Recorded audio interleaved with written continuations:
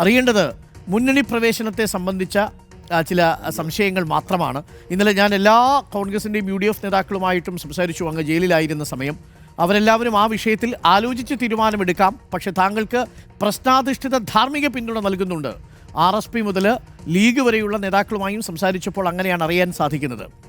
UDFിലേക്കുള്ള വാതിൽ തുറന്നോ ശ്രീ PV അൻവർ? അല്ല, അത് ഡോക്ടർ അരുൺ ഗുഡ് മോർണിംഗ്. അത് ഞാനല്ലല്ലോ പറയേണ്ടത്. അത് പറയേണ്ടത് UDFിൻ്റെ ഉത്തരവാദിത്തപ്പെട്ടവരാണ്. ഇപ്പോൾ ഉണ്ടായ ഈ ലേറ്റസ്റ്റ് ഇഷ്യൂവിൽ അവർ നൽകിയ ധാർമ്മിക പിന്തുണ അത് ചെറുതല്ല. സ്വാഭാവികമായും അവരെ എന്നെ കൈവിടുമെന്ന കണക്കൂട്ടൽ പി ശശിക്കും പിണറായി വിജയനും ഉണ്ടായിരിക്കാം. അവ ഒരു ഘട്ടത്തിൽ അവർ നൽകിയ പിന്തുണ എന്ന് പറയുന്നത് എന്നെ സംബന്ധിച്ച് ചെറുതല്ലല്ലോ. അതിന് എനിക്ക് അവരോടുള്ള അതിൻ്റെ കമ്മിറ്റ്മെൻ്റ് ഉണ്ട്. ആ കമ്മിറ്റ്മെൻറ്റ് അവർ ചെയ്തതിന് വ്യക്തിപരമായി പറയേണ്ട നന്ദി ഞാൻ ഇന്നലെ തന്നെ വിളിച്ചറിയിച്ചിട്ടുണ്ട്. സ്വാഭാവികമായിട്ടും ഇതിൻ്റെ ഒരു രാഷ്ട്രീയ മാനങ്ങളുണ്ടായ സംഭവവികാസങ്ങൾ UDF നേതൃത്വമായി ഞാനൊന്ന് വിശദീകരിക്കാൻ ഉദ്ദേശിക്കുന്നുണ്ട്. ബഹുമാനപ്പെട്ട പാണക്കാട് തങ്ങളെ ഇന്ന് കാണാൻ കഴിയും എന്നാണ് കരുതുന്നത്.